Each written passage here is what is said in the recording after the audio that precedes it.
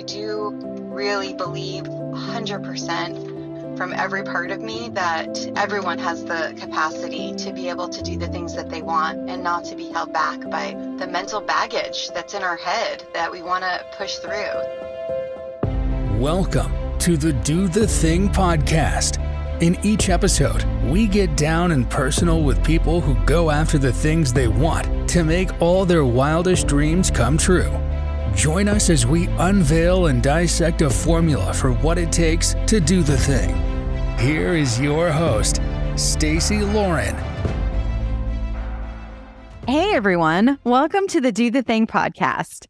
This is your host, Stacey Lauren. I met our next guest at an investment mastermind, and after the event, I read his book and I instantly knew he was perfect for the show. He's another shining example of someone who does the thing in everything he does. His story really blows my mind, and I know it will resonate with so many of you. This guest has an extremely open mind. While so many other entrepreneurs struggle with change and fail to break out of the mold, he's always guiding the arrow forward without ever looking back. He's not afraid to pivot when something no longer lights him up. And he's accepting of new innovations wherever he finds them. Oh, and he has a really funny sense of humor, too. He's been an entrepreneur for 20 years, and he has 16 years of experience in wealth management. But even making loads of money wasn't his end goal. Instead, he thrives on guiding other entrepreneurs to discover their full potential. He's the founder of Make More Marbles, the author of 2 books, and the leader and inspiration of countless masterminds. I am so excited to welcome Brad Hart to the show. Hey, Brad. Hey, Stacey. Thank you so much for having me, and thank you for everybody at home for listening. I hope you get something really great out of this.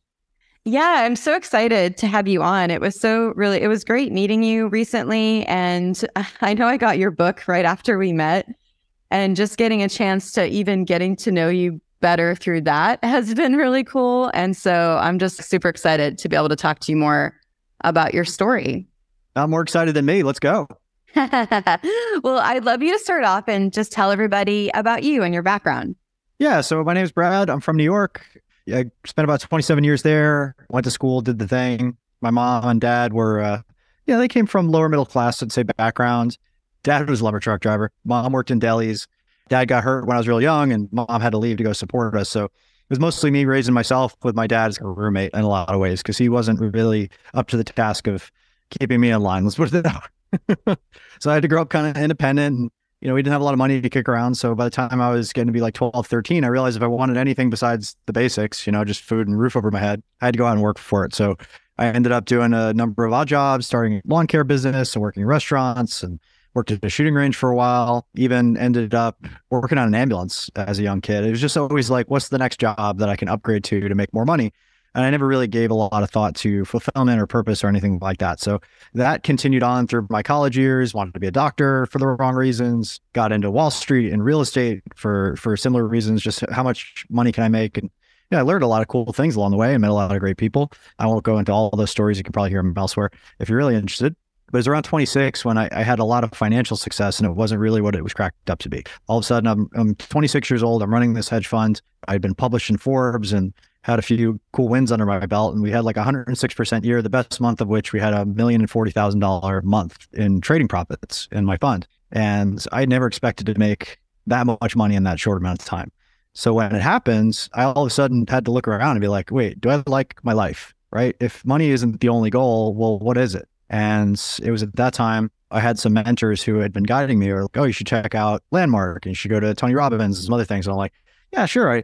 I bought Tony Robbins' book and I put it on the shelf for 6 years. Does that count? It's like shelf help. That's not the way you get the breakthrough and transformation. So I ended up going down that rabbit hole and doing a lot of personal development work. And it was actually at a Tony event that my life changed forever. And it was the first one I ever went to. It's called Unleash the Power Within. And I'm there at the event. And if you've never been, it's a big room with a lot of energy and thousands of people jumping around and music and all this stuff. And I'm like, I don't know if I'm in the right room. This is weird. Everybody's bumping into each other. And they seem to have drunk the Kool-Aid. And that wasn't me at that time. So I noticed a woman sitting there staring at the floor and not really engaged with everything that's going on. So I go up to her and ask her, I say, hey, what's going on? I shouldn't be here. What do you mean you shouldn't be here? Well, I can't afford to be here. Somebody bought me a ticket and I'm about to lose my house and my kids are going to not have food this month. I'm like, oh man. That's rough. I'm sorry to hear that. Well, it sounds like you're in the right place. I don't know if I can solve all your problems, but I'm not going to let your kids starve. What's your address? I sent her one of those Prime Pantry boxes that Amazon had. I don't know if they still do, with just, non-perishable healthy food. And I just said, hey, listen, if you need more food, don't worry about it. I got you covered. Just reach back out. So we connected on Facebook. I sent her the box, and I just kind of forgot about it. I went on with the event, went on with my life, and never spoke to her after that until about a year later. I got a note on Facebook that she had been live, and I was tagged in the live. I'm like, oh, what's this about? So I watched the live, and she's in her car and she's crying. She's saying, hey, I was ready to give up. I was ready to end my life. And this act of kindness, which I completely forgot about, had kept her going, and she was on a better track. So it was at that moment I realized that even small things that you don't even think about could change the trajectory of somebody's life, could save somebody's life. And that really stuck with me as, oh, I'm here to do more than just make some money and die, right? I'm here to do more than just master business. I'm here to work out some of the traumas I've been dealt, but then additionally help the people who haven't worked those traumas out yet find the things that have worked for me. And that's something I've always been pretty good at. Is like, if I can go someplace and dive really deep into a topic and then extract what I feel works, like Bruce Lee had a big effect on me. He said, take what is useful, add what is uniquely your own, and discard the rest. And I've just been doing that over and over again throughout many years. And Masterminds have accelerated that, and businesses accelerated that, and the spiritual work I've done has accelerated that. The health journeys I've been on and exercise has always been really important to me, have been instrumental in that. But I think everybody's on a journey, and some of us are on different journeys at different times, and we can all help each other to make sense of what we're going through, and then ultimately get to the other side and get a good outcome. So that's really what we focus on. And I don't want to talk forever. I'll let you chime in here and ask any questions, but I can keep going if you like. Yeah, no, it's amazing how one moment can change so much, not only for you, but for this woman. You kind of going through your life in this way that we all kind of think we're supposed to, which is, let me just make enough money. And then there you are, so young, where you've made it. And then you realize there's got to be more than this. And then you're getting yourself to the Tony Robbins event and finding this woman there that needs help. And then there you are helping her. And then you get to find out about it a year later. I think that's incredible. And then probably that feeling that you got afterwards, just by knowing you made an impact on someone without even doing something that to you wasn't hard. Yeah. And the funny thing about life and the universe, and I was raised Catholic, which is a really good way to not end up Catholic as an adult, by the way, if you're raised that way.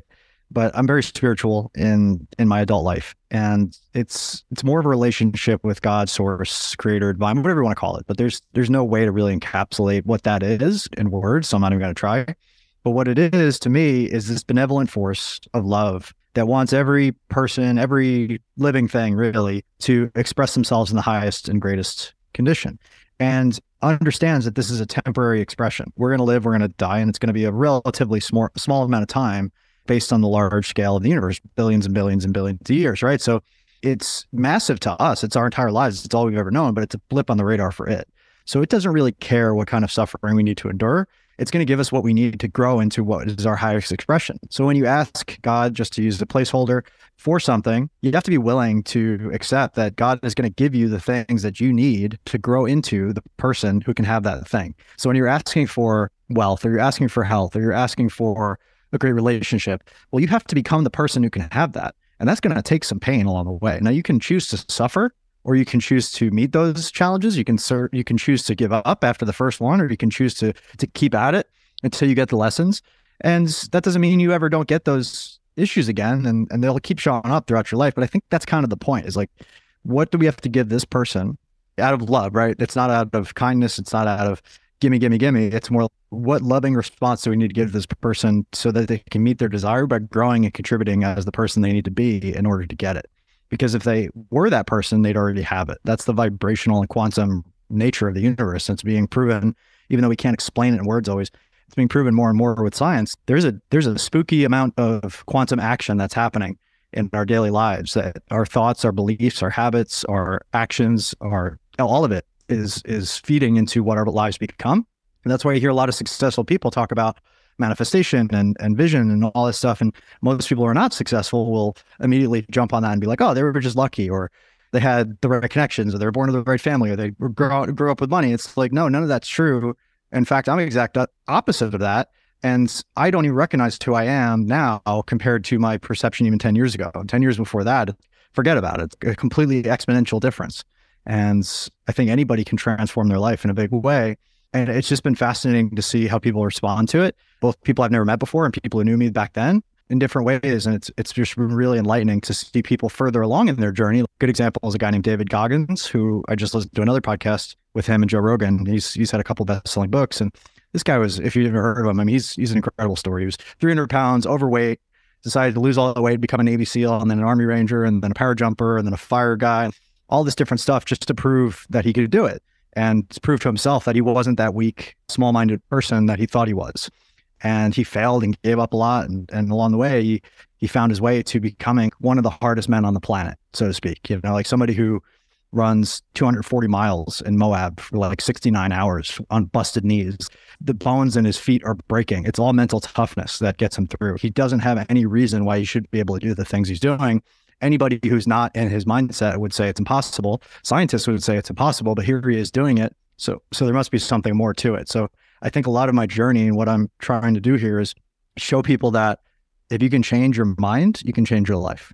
And if you can change your habits and your thoughts and your actions, that becomes your reality, because everything is planting and reaping. Everything is action equals to reaction. Everything is inputs equal to outputs. And if you don't like the outputs you're getting in your life and you want different outputs, well, you got to start with what are the inputs you're putting in and add a little bit of time and consistency, and you'll start getting different outputs.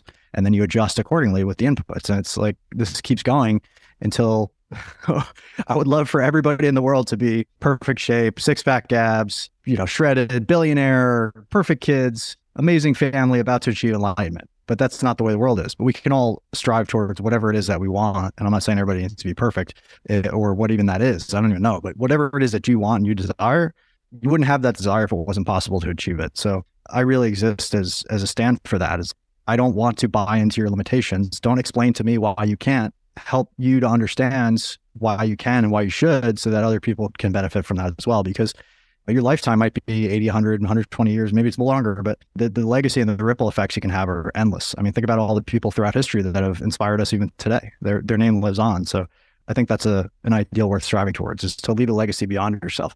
Yeah, that's so good. And it's so timed for me to hear this too, is because I'm in the middle of planning a Do the Thing, Start a Podcast challenge. I'm really encouraging people to start their own podcast because, as you know, since you have podcasts, like there's just so many benefits to having one. And especially hearing you talk about being further along in the journey than someone else, and then being able to share that wisdom. And then same thing when you hear someone else further along in the journey than you, and you get to hear from them, there's just so much power in that. And it almost makes that ability of enduring whatever that thing is that you had to endure so worth it because of the impact and the ripple that you have after that. Yeah, I truly believe human beings are so limitless, and the only thing keeping us from seeing that is our own belief, whether or not it's so.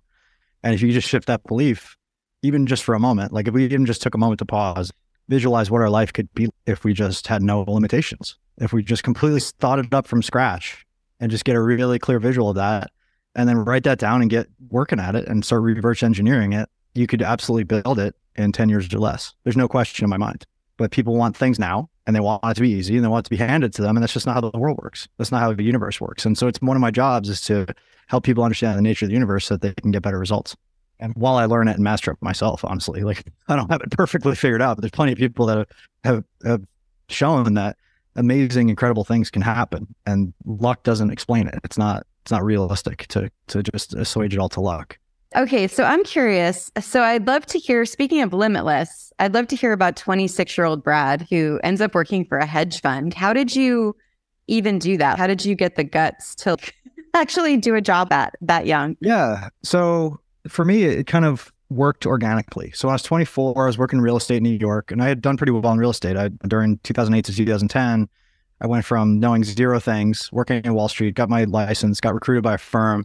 And within 2 years, I had 5 promotions. I had like 6 people working under me. I had some great mentors. Shout out to Nelson. Shout out to Bruno and Noah, who own the company. And we were really making a run at it, and we're doing well. And then my dad passed away kind of suddenly on Mother's Day. I was going to visit my mom. I was on the train. I got the call, and it was a really tumultuous period in my life. And I was kind of rudderless for a while, trying to figure out family stuff, trying to figure out money stuff, trying to figure out all the things that had just been kind of heaped on me at 24 years old out of the blue. And honestly, I just decided, well, what do I want to do next? And based on what I knew about the world at the time, I was like, well, trading sounds cool. And it's always something I've been interested in. And that's what attracted me to Wall Street.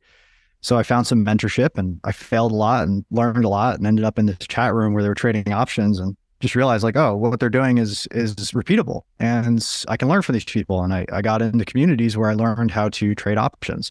And the specific strategy we were using at the time was we would read tape and look for dark pool transactions. So big institutional transactions that would get reported to the tape, meaning the transactional record on the market. Like anytime you look at a stock, you'll see buyers and sellers, you'll see transactions. So essentially we just found a way to front run some of these big moves that these institutions were making.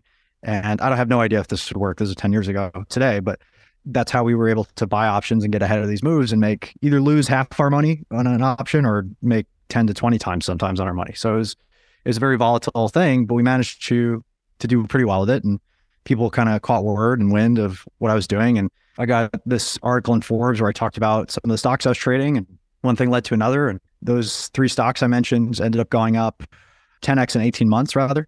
And it wasn't really planned. Like I didn't have a specific plan. I just kind of did the thing that felt right next and took every opportunity that came in front of me. And somebody reached out to me after that. I was like, hey, I just paid for my wedding with that stock you talked about. How do I give you money to manage? And I'd never considered managing anybody else's money. I was just managing my own little book, right? So I went to a couple really smart people and they say, start a hedge fund. I said, okay, can I just start a hedge fund? Like, do I need a license? And the advice I got at the time was, here's your exemption.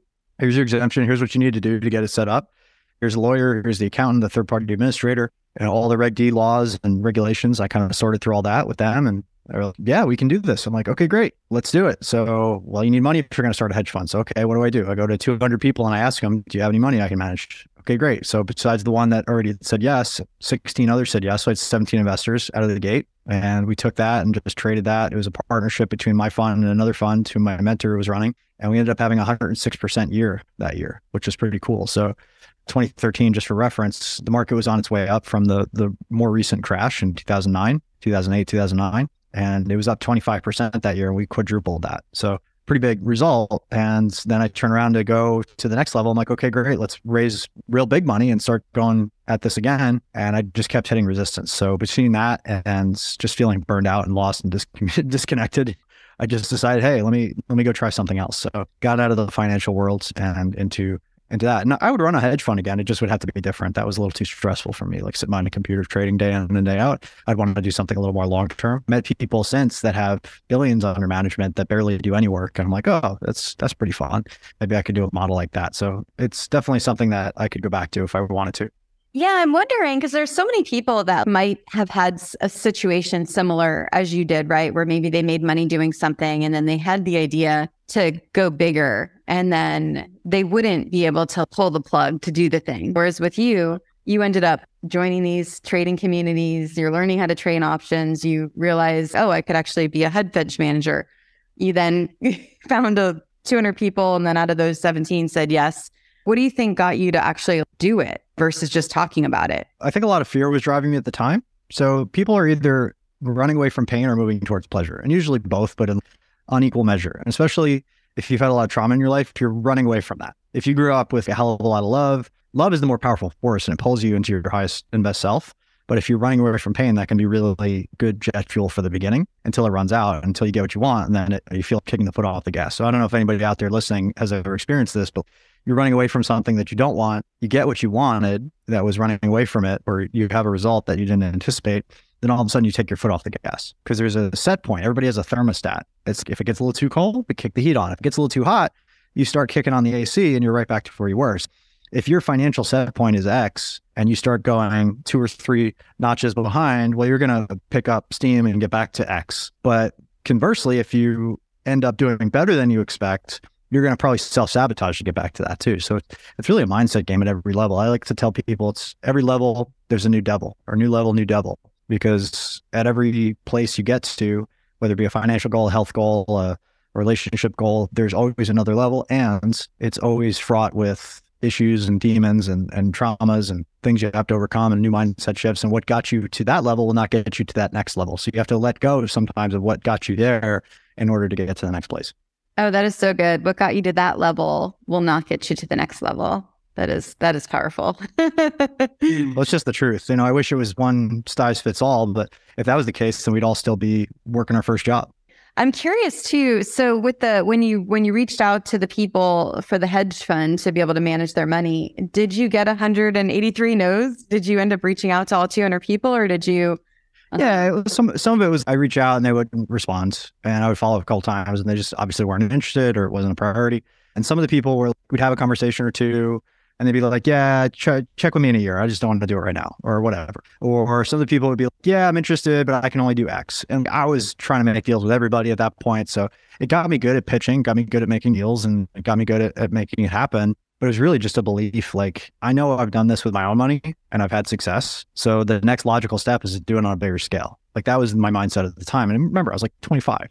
12 years on, I can look at it as a more holistic person that's been through more things, and I can kind of think, okay, what was this kid, who was a kid at the time, trying to do, and did he succeed at it? Yes, ostensibly he got what he wanted. He wanted to make a lot of money, and that was fine. But the problem with that is that it wasn't a whole and balanced value set. It was make money at all costs, not at the cost of others, but at the cost of his health, at the cost of his peace of mind, at the cost of his having to work all the time.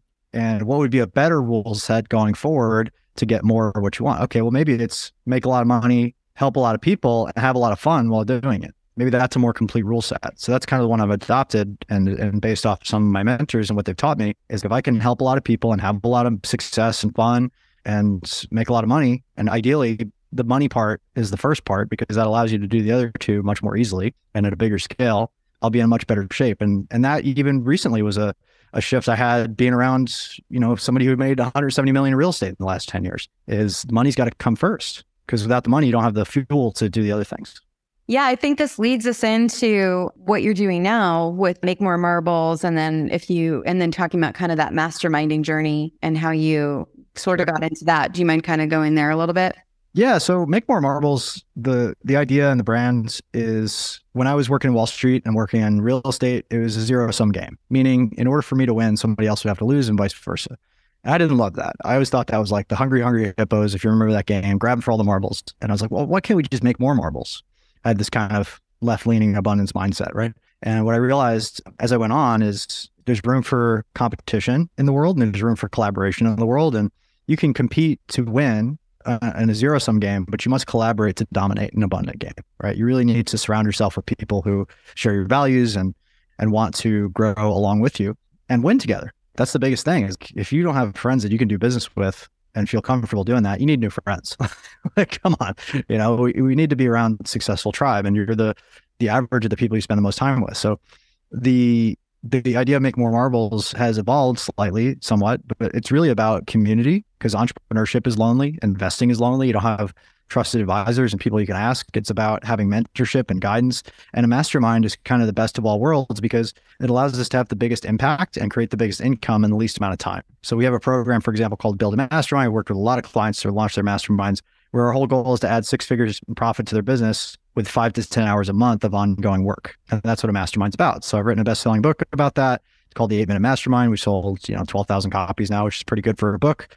And we've been able to do a bunch of back-end business as well, over, I think, 1.2 million now in helping people build their masterminds through the Build a Mastermind program. So we won like a 2 Comma Club award, and we were a top affiliate for Tony Robbins, and became a speaker and a trainer, and did workshops and masterminds all over the world. So I've been a part of like 50 masterminds now. I've started around 15 of my own, and I'm currently in 7. So I run 2 and I'm in 5 others. And that's really been my biggest hack with which to meet and grow relationships with people who want to win together and have that abundance mindset. So that's really what Make More Marbles is all about. Additionally, recently we started to really help people that they're on that entrepreneurial journey. And remember, my first big win in success in finance, which I've always been obsessed with since I was 16 years old, is how to manage money, right? And how to grow it over time. Because I had a great uncle, Al, who left my grandfather Bell Telephone and Standard Oil stock, which became like 25 different companies and paid for his whole retirement.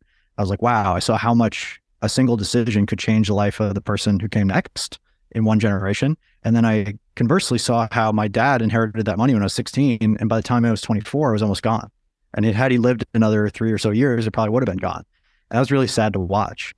that no fault of his own. My dad was a beautiful man. He had a lot of demons, but alcohol being probably chief among them. He just didn't have the education. He didn't have the understanding of how to manage that money and make it grow. And that was really my job. I decided going forward is like, I'm going to master this. And in doing so, I met some of the top billionaires and 100 millionaires and family offices and all the wealthiest people that I can get around. And I've just learned, how did you do it? What did you learn? What were your mistakes? And there's an old saying, a fool repeats their mistakes, a wise person learns from them, but a genius learns from the mistakes of others. So if I can learn from the mistakes that all these people have had and accumulating their wealth, well, maybe I could do better. And then I can pass that along because each one teach one, and you learn better by teaching. You reinforce these concepts. We do these wealth workshops and money masterminds and this family office mastermind offer, FOMO for short. Like we have all these different programs and protocols in order to get the result of, okay, you're successful as an entrepreneur. You are making more money in your business than it makes sense to reinvest at all. Because for a while, it makes sense to reinvest in your business. But after a while, you have to diversify. So how do we start thinking about that? And most entrepreneurs are terrible at switching gears from offense to defense. They can make the money, but they can't grow, protect, and keep it. And unfortunately, I meet so many people in their 40s, 50s, and 60s that are like, if I could just have held on to the money that I made, I'd be wealthy for the rest of my life. But instead, it's been this feast and famine cycle for 20, 30 years. I don't know any different. I'm too old to make a change. And that sucks. And I want to help them to get on track and really come out of this next recession richer, not poorer. It's going to be a really hard one, I think, because we've been kicking the can for so long. So I'd love to have any more questions, prompts. It's great when you see how like all the things that you've been through, done in your life, then lead to something that's now potentially going to be able to leave or it is going to be able to leave a legacy for so many other people. Yeah, 100%. And I've written a couple books. You can check them out. The one about masterminds, if that's interesting to you, is called The 8-Minute Mastermind. You can go to 8minutemastermind.com and grab it for free plus shipping. It's like $6 anywhere you want to go. And then the other one is The 8-Minute Money Manager. Same deal, 8minutemoneymanager.com. Check it out. I think they're great books. And, one makes sense if you're looking to add profit in less time to your business. The other one is like, okay, cool, I'm making good money. How do I manage it? And I know it's a more niche topic than the mastermind one, but I really feel like for the people who it's right for, it's the perfect next step. I love that 8-minute thing. That's smart. I didn't realize that you had multiple 8-minute branding. Yeah, and I got an 8-minute marketer book in here somewhere. I just haven't gotten around to it yet. So what do you think is the thing that gets you to do the things you do? Have you kind of honed in on that? And you mentioned you were driven by fear when you good question. ended up doing that other job. So I'm just curious, now that you've had more things under your belt, what is it? Yeah, I think it's still fear in ways, right? It's like fear of irrelevance or fear of meeting the person one day that I knew I could have become. Like I'm around successful people a lot, and that's a blessing, and I love it. But it keeps you humble and it keeps you focused on like, oh, there's next levels. And it's not, oh, I want what they have. It's no, I want the possibility and the unleashing of my true potential to be the number one goal. So I'm driven by love of my future self, my future family, future generations, helping the entrepreneurs we get to help, building the tools and the cool companies that we get to build. And I haven't even gotten into like what we're building on the blockchain side. We have 4 different startups there. And, it's just, there's a lot to do here in life. And people want to sit you down and say, Brad, you're doing too much. Or when are you going to take a break? Or why don't you just, ease off the gas pedal? I'm like, no, I have a mode and this is the mode. And I'm on a marathon, not a sprint. I don't slow down. I don't speed up. I just keep going at the rate I'm comfortable. And as my capacity increases, I can do more and more and more. And I hate taking breaks. Like I get in arguments with my fiance, Jasmine, all the time. Like, why don't you just take a vacation and sit on the beach? Because I'd be miserable. I'd be bored in 10 minutes. I have nothing to do, and it's not fulfilling. So I'm going to fill my time with stuff that fulfills me. And if that's not fulfilling to other people or they don't understand it, well, then they get to do their life however the hell they want. Let me do mine, right?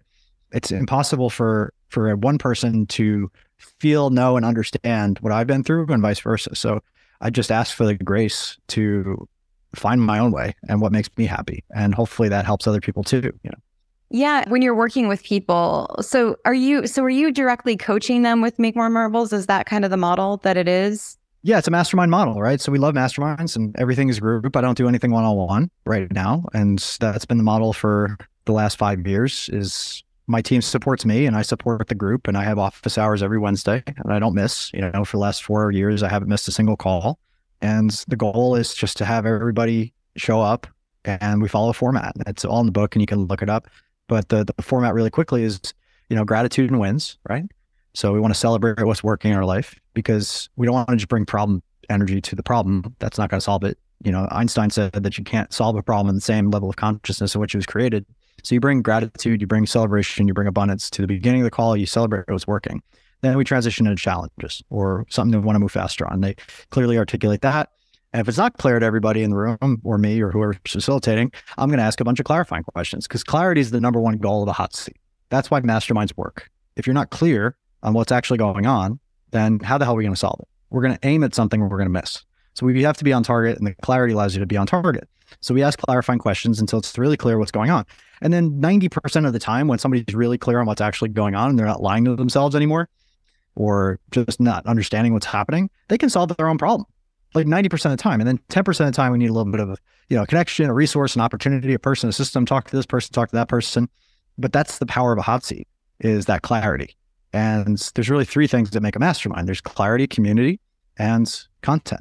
And if we can continue to build amazing community and an incredible library of content, and then add that clarity piece so that people can customize their journey and really get to the heart of what's going on for them, it's an unstoppable formula. And that's why I keep doing it, because it just works so damn well compared to coaching and reading books and all this other stuff. Like those are all fine. I do all those things, but the mastermind is like jet fuel. It's unbelievable, especially for the time per person. Yeah, I've been in a mastermind also for the last 4 years, and that is, I would say, the number one thing that's really helped me move the needle too. So I think it's so smart that that's something you're doing and then also helping people do. Yeah. And it's a leverage hack too. If everybody asked me out for coffee dates or to put on a podcast or to go out to dinner, and I received and responded and scheduled and booked every single request, I would have no life.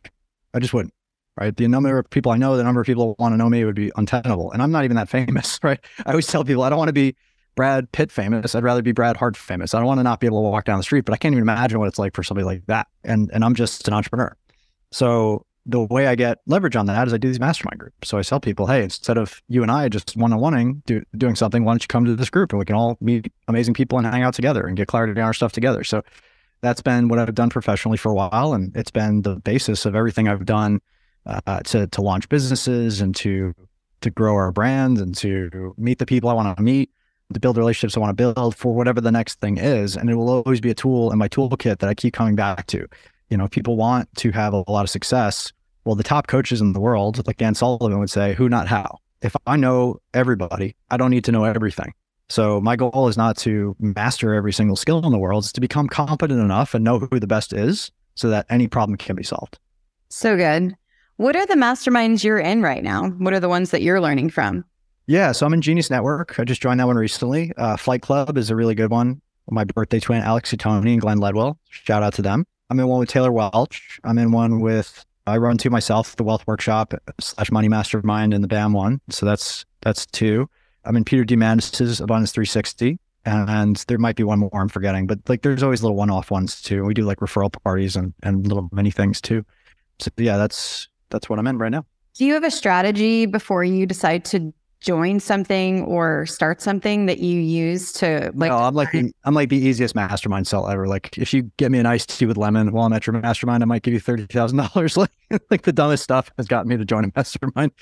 Really, I care about the people in the room. That's what I care about. If the people in the room are legit and I feel like there's a level, I don't need to be the dumbest person in the room anymore. That's usually not the case, but in the beginning I was a hell of a lot of times. And when I find rooms like that, I'm like, hell yeah, that helps me grow. Because there are rooms out there that are just unbelievable. And you're surrounded by people that are all brilliant and playing their game at the top level. And that's inspiring to me. Some people hate it, but I've never been the kind of person who could just go in a room and figure stuff out myself. I need to be in the flow with people, talking about stuff, brainstorming stuff. Like the most fun I've had recently as another mastermind we could add to the list kind of is this Project 10K that I did with Jared Yellen and his crew. And basically it's like we're launching companies based on a brainstorm session, and they have this whole infrastructure to get them up and running into 10K a month with like low code, no code app software. Essentially, they're all SaaS companies. And our goal was just like, everybody bring your best 3 ideas and pitch them. So we started with like 42 or some ideas for 16 people, whatever that math works out to be, maybe 44 or 48 ideas. So it'd be 6 times 3 is 18, 48 ideas. And then the outcome was just to whittle it down to 16 good ideas. We ended up with 13. Which I can't talk about the specifics on any of them because it's a portfolio now, but basically we built 13 companies out in 2 days, like all the bits and pieces and the ideas and the nuances and who do we know and all that lean startup scrum stuff. And it was the most fun I've had in 5 years as an entrepreneur. It was so fun to be in a room with brilliant people who were all hand selected by Jared to be in this room, many of whom had done $100 million and billion-dollar exits. And here I am still doing more stuff with these people, going to charity galas and events and masterminds. And like, I'm going to fly to Austin today. Actually, after this, I gotta bail in about 20 minutes to start another project with somebody there that I met. So as you keep going, the leaps get bigger and bigger. So there's that steady consistency, and then there's those quantum leaps that happen every so often that when you least expect them, your whole life can change. So that's why I love what I do and where I get to play. And this mastermind thing is, I think if you have a mentor, if you have a mastermind, and you have your mindset sorted out, you can achieve anything in life. What would you say for someone that hasn't been in a mastermind that wants to join a mastermind? What would you tell them? Get in one. If it sucks, get in another one. Find the one that works, that helps you make big changes in your life. Because if you're not in a room that makes you want to level up, then you're in the wrong room.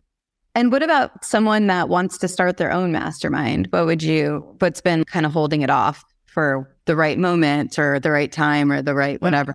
Well, I'd like to remind them there is no right moment. There is only right now. Yeah. So right now is a good time to read my book and get started. Check it out, abenamastermind.com. I'm not going to pitch it to you because it's right for you if it's right for you. And if that's not the way you want to go, or that's not how you're feeling, like, your gut knows what's what, but don't not listen to it. If your gut is telling you, hey, build a mastermind, get the help you need, I'll help you, and we'll get your mastermind started. We've dealt with everything you've dealt with or dealing with 500 times for 500 different people. It's like, it's not even a question we can help you at this point. It's just, are you willing to get the help? Yeah. I wonder that saying is the best book you'll ever read is the one that you wrote yourself because you had to like channel in to get that. Yeah. I like that. That's good. Is running a mastermind kind of the same thing where, because one comment I get over and over and over again from people that do it is like, it was so much easier than I thought. It was so much better than I thought it was going to be. And I can't wait to do it again. And all their bullshit, all their mindset stuff, all their limiting beliefs just kind of evaporate when they do their first mastermind. They're like, this is so great. I can't believe I deprived myself of this for so long. And I'm like, yeah, I get it. And tell somebody else and let's keep it rolling, because this is the best kept secret in my mind.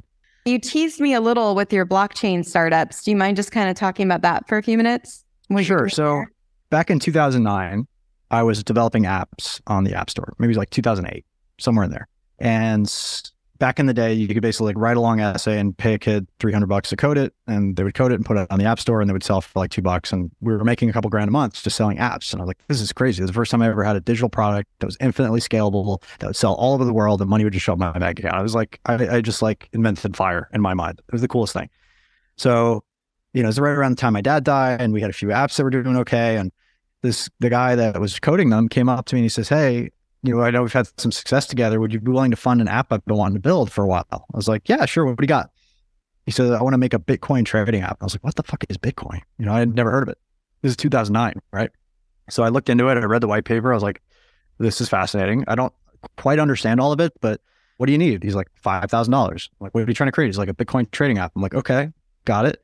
Go for it. Here's the money. Let's go, see where it lands. And, he failed at it because he was basically trying to create Coinbase on a shoestring budget. It wasn't going to work. But had I just bought those damn Bitcoins, which were 5 cents at the time, I'd be a multi-billionaire. So, wow. So that'd be 100,000 Bitcoins at 20K. Yeah, about $2 billion. So the idea here, the lesson anyway, is always invest in the underlying, at least for a little bit of your funds. Try to invest in the platform if you can. And if you have no other choice, you can bet on projects. But realistically, the closer you can get to the real innovation, that's what you should be investing in. So now my strategy is more like, what are the platforms that are going to be really relevant in Web3? Because, we've had the Web2 revolution and, Web2 companies. Web3, Web1 was companies make content, companies make money. Web2 is people make content, companies make money. Web3 is people make content, people make money. So rather Web2 platforms that we know and love, like Google and Facebook and YouTube and Amazon, like, would you invest in an Amazon seller, or would you want to invest in Amazon? Would you want to invest in a YouTube channel, or would you want to invest in YouTube? Would you want to invest in a Facebook profile or in Facebook? Like, I think the answer is obvious, but that's the way people are treating crypto. They're trying to invest in these little projects that are built on top of these bigger ecosystems when you can just invest in the ecosystems. So again, this is not financial advice. I'm not telling anybody to do anything or invest in any securities. What I'm trying to say is my philosophy is I want to be building and investing in the platforms that will really change the game in Web3. right? Which is where we're heading. And it's still very early. The number of blockchain users versus the number of users that were on the internet, it's like 1998 right now. So what was happening in 1998? Well, Google was like a year old. Amazon was a few years old. Facebook didn't exist yet. YouTube didn't exist yet. We don't even know what the platforms of Web3 will be. And even if we could kind of put them in a lineup, we wouldn't be able to pick them out right now. We wouldn't be able to tell because everything kind of looks okay. So my goal is to get exposure to as many of these platforms as possible as they become known and build some along the way. So that's a very long-winded explanation.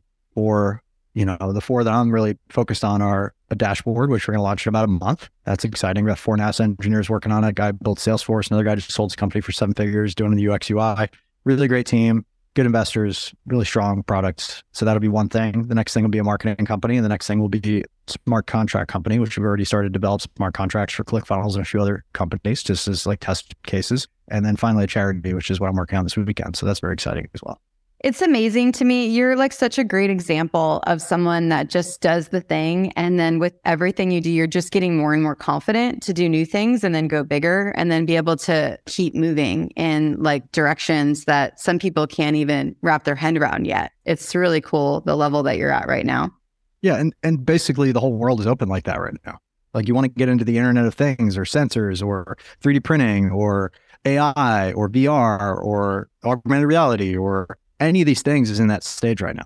And these are all things that are going to be huge, massive industries in 10, 15, 20 years. But if you wait around, it's too late. You got to start now. And you got to take the arrows a little bit and figure it out. So my goal is to have money now sorted out. And that's why I still train and coach people. And then working towards money later, which is these big companies that hopefully one day we'll be able to sell and exit and grow into big things. All right, Brad, the time is here. I would love to hear, what is your number one piece of advice for the listeners on doing the thing? Just keep doing it every single day. Every single day I get in the cold plunge at 45 degrees. It's one of the ways I start my day. Every day it sucks. Every day I don't want to do it. Every day it's cold. Somehow it feels just as cold as the day before, even though I've been doing it for years. And it's always worth it because I always feel better afterwards. So that's kind of a metaphor for life. It's like, it's always going to suck. You're always not going to want to do it. Your brain's always going to tell you no, but you are not your mind. You're not your brain. You are a spiritual being having a human experience. So override any limitation, lack, or short-term gain in order to get the ultimate outcome that you really, truly desire. And you're going to have to grind, you're going to have to work, and it's going to be hard, and sometimes it's going to be easy. Sometimes you'll make quantum leaps, but if you're not in the game, you don't get anything. So seeing as we're all going to die eventually anyway, why not ride this thing until the wheels fall off? That was good. That was really good.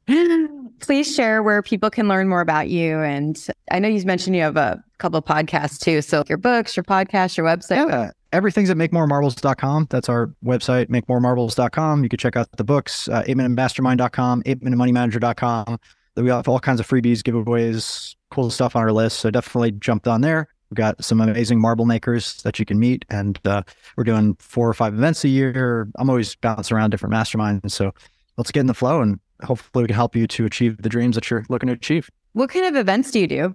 So we have 2 ones that we run right now. One is the Money Mastermind, and one is the Mastermind of Millions, which we're just bringing back. It's actually one of my mentors' events, and we're starting to bring it back together. So that'll be in March, probably. We're working on that right now.